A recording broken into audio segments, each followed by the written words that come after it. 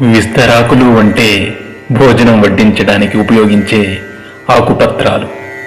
విస్తరాకును భోజనం తినే ముందు శుభ్రంగా ఉంచుకుని నమస్కారం చేసుకుంటాం. భోజనం తినే వరకు విస్తరాకుకు మట్టి కూడా అంటకుండా చాలా జాగ్రత్తగా చూసుకుంటాం. ఆహార పదార్థాలు వడ్డించుకుని చక్కగా తింటాం.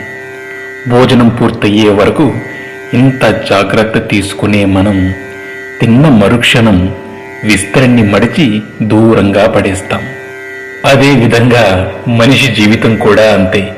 బ్రతికి ఉన్నప్పుడు మనిషి ఎంత గొప్పవాడైనా, ఎంత గొప్పగా బ్రతికినా ఊపిరిపోగానే ఊరి బయట పారేసి వస్తాం. విస్తరాకు భోజనం తరువాత దానిని పారేసినప్పుడు కూడా సంతోషపడుతుంది. ఎందుకంటే పోయే ముందు ఒకరి ఆకలి తీర్చినందుకు సంతృప్తి పడుతుందట. విస్తరాకుకు ఉన్న ఈ మంచి గుణం మనుషులకు కూడా ఉండాలి. సేవ చేసే అవకాశం వచ్చినప్పుడు మనమంతా సేవ చేయాలి. మళ్ళీ ఎప్పుడైనా సేవ చేయొచ్చులే అని వాయిదా వేయకూడదు.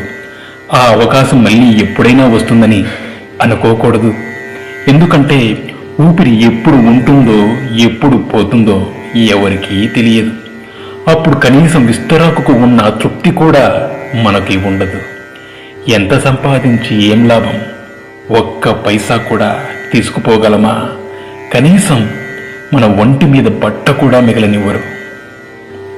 అందుకే ఊపిరి ఉన్నంత వరకు నలుగురికి ఉపయోగపడే విధంగా జీవించాలి.